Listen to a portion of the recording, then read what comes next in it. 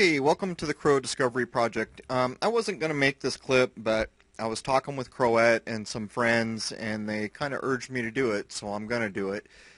This is about the recent comets that we've had and the observations that I've made, and basically the truth about what is going on with these comets, and I'll mention ISON. But before I get to 67P and the whole Philae Rosetta landing and all this other stuff, I will mention that what I did before I started doing the research on this is I said to Crowette, what do you suppose the odds are that they could not resist making the comet the same shape as the map of the island that it's named after, where the Isis temple is, and Trajan, and all these other things from Egypt's antiquity. And anyhow, let's jump in. I'll start with what I know firsthand from Comet ISON. Here we go. Okay, so back when ISON was headed in, I was taking images of Mars. As a matter of fact, I think the first video posted here on this channel is about Mars and what we saw. And at the time, we thought ISON had interacted with Mars. We noticed that Mars changed color very quickly over a few days. And that's supposed to happen over like 18 or 36 months, I forget, but it's a long period of time. It does change color, almost like a season, but it happened in a very short while. But as ISON got close and it was approaching, I don't think it ever got to naked eye magnitude, but as it was approaching naked eye magnitude, I woke up every morning at 3 a.m. for a week to get images of ISON. I had perfect coordinates, I had everything I needed, good seeing, and I couldn't find it. It was not there. But you could say, well, you didn't have the right coordinates, or you could say a lot of things. But here's the problem. I think the star was Regulus. Don't call me on it. I'm pretty sure if I remember back, the star was Regulus and Mars were right there.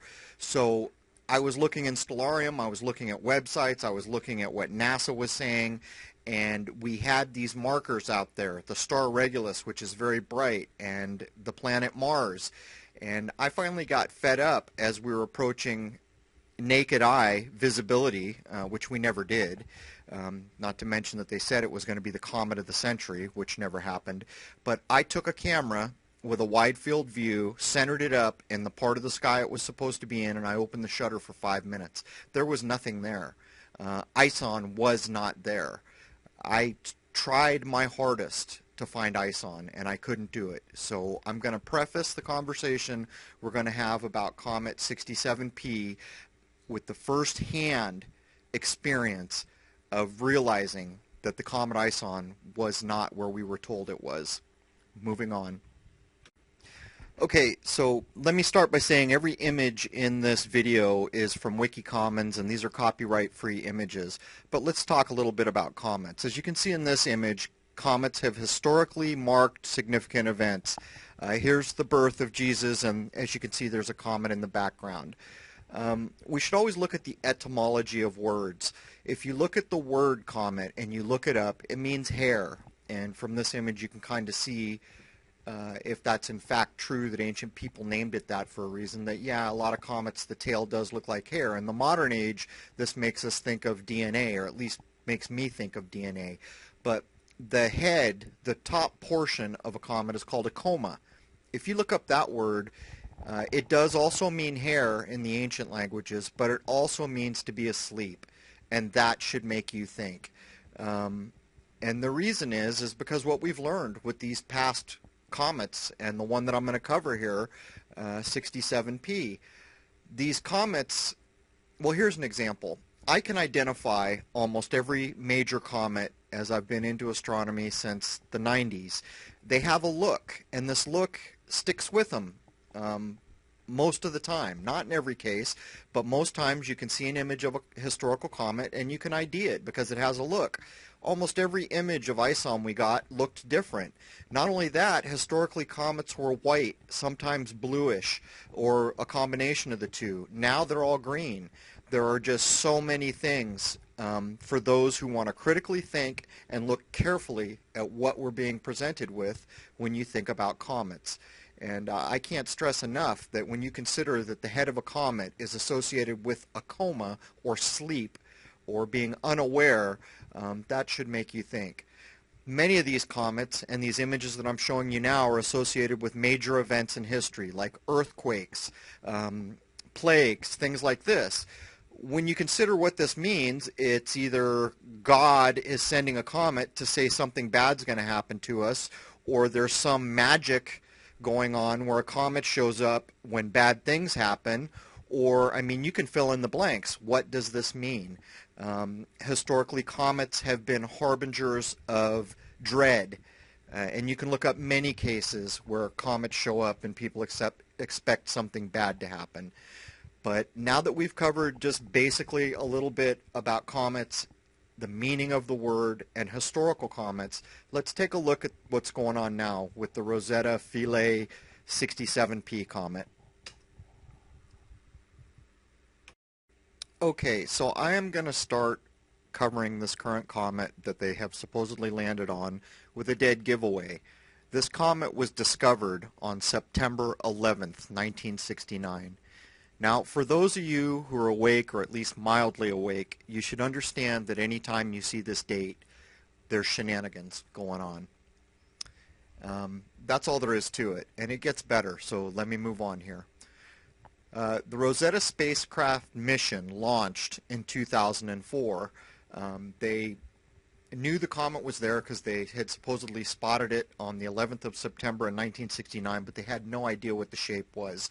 So they launched it in 2004, already having named it Philae and Rosetta, which are two things that come out of Egypt. The island, which the Philae portion of this thing, the lander is named after, is an island in Egypt that it held a temple of Isis and some Roman things linking Rome to ancient Egypt, Cleopatra, and the main thing being the Isis temple is there. Anytime you hear Isis, you should know there's shenanigans going on, like this whole terrorist crap that gets jammed down our throat every day.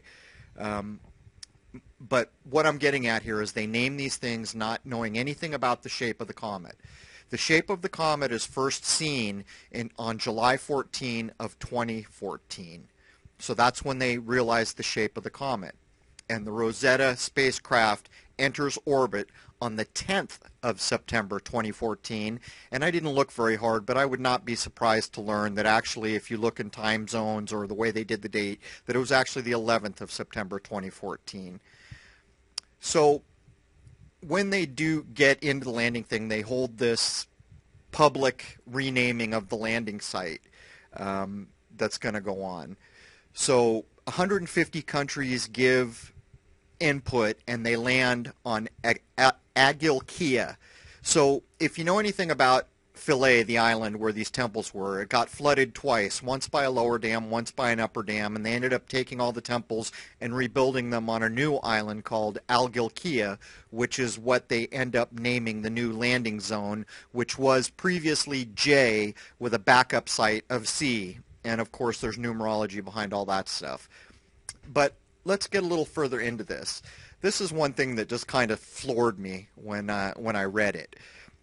The OSIRIS camera that is on this thing, one of the cameras, OSIRIS-1, cost $100 million. That's a $100 million camera. In other words, 10 of these things would cost $1 billion. But that's not even the stunning part. The stunning part is this camera is 4 megapixels. Now, we always hear endless complaints from people about the imagery that we get from our space agencies, and here is just another example where they spent $100 million on a camera and it has 4 megapixels. What that means is each megapixel is 1,000,000 pixels of resolution. That's what it means. But what they do is they state that 10 years ago, 4 megapixels was a great camera. Well, I searched for about 2 minutes to discover that in 1999, Kodak already had professional digital cameras of 6 megapixels. So you're telling me that a space agency that's going to spend $100 million, the best they can do is 4 megapixels when Kodak had already made a 6 megapixel camera in 1999, which isn't even really the argument. With $100 million, they could have made 1,000,000 megapixels had they wanted to. So let's keep moving. This whole thing is kind of right out of the movie Armageddon from 1998. The comet that they're going to try to land on, or that they do land on in the end, is 84,000 miles per hour. That's how fast it's going. So when you consider the odds of putting anything on something traveling 84,000 miles per hour on an object that is 310 million miles away from Earth, you start to put, if you critically think about this, what it means. It means they can't communicate, for one. I think it's something like 24 or 25 minutes for communication to get that far. So they're landing on something going 84,000 miles an hour, and they can't even give it a command without 24, 25 minutes going by. And when you keep reasoning this out, there's no video footage of the landing. They've produced nothing yet. We got one image of the lander going down, and when it landed, apparently the site that they chose didn't have enough sunlight and the thing shut down, which this is typical again. We get this all the time when they don't want to have to cover their butts. There's failure, mechanical failure. So what they're saying now is they hope they get close enough to the sun to get this thing working again. It goes on and on. We were shown pictures of this thing from further out in space where it's glowing like the sun with a tail and a glow around it. When they get there, there's none of this. There's no vapor trail. So now I'm just going to finish out with what I called in advance before I looked at any of this when I was talking with Croet. Here is the image of one of the angles of the 67P Comet perfectly matching the island that is named after that holds the Isis temple. I mean, if you can look at this and still in your mind consider there's nothing funny going on here, I don't really think there's any communication level we can reach that will help you get over the hump. And I think I've showed you all I need to show you. If you go take a closer look at this, and I would not be surprised to learn that if you lined up this image that I'm showing you now with a map, that one of the landing sites was on the Isis temple or something like that, because this is the kind of games they play. So that's it. I've showed you enough that you should be able to understand this is nonsense. The name of this lander should not be Filet, it should be Fallacious, because that's what this is. It is fallacious. You are being fed garbage and you are swallowing garbage if you believe this. And that also means that every time you repeat what you have been told or make decisions based on this bad information, it is all done based on error. And that's all there is to it. So when people come to my channel and they ask me why I have no faith in the space agencies and why I do not accept any information, what I have shown you here should underscore it. And in closing, you know, comets have comas. And if you can't think about what is going on here, then in a sense you're living in a coma. You're kind of asleep. What's going on here is a lie on a magnitude that's almost unimaginable. Anyhow, there it is. Cheers. So actually there's one more thing I want to mention. If something big happens on this planet, whether it's a alien invasion or a meteor storm or anything that threatens security of the population on a large scale, don't buy into it. Just don't. Go force these things to prove themselves as true. Don't watch a video on the news and allow that to be your truth. I would remind everyone that on 9/11, we as a nation, as a world, were so scared by a group of people who knocked over a couple buildings that we gave our security away. We allowed a nation to be invaded that had nothing to do with it. And we have since watched a slew of laws be passed that have taken our freedoms. So in closing, if something big happens, I would be willing to bet that one of the first things that happens is social media goes down, so that you will not have the benefit of those who are in the know being able to get online and point out the frauds and point out why it's fraud. So, that's all I'll say in closing. It just you need a lot more than a video or some authority telling you something is true for it to be true. And for the life of me, when I look at all the fraud, like the fraud I've pointed out with these comets going on, it can only be leading up to one thing. And so that's why I put this closing on. Cheers.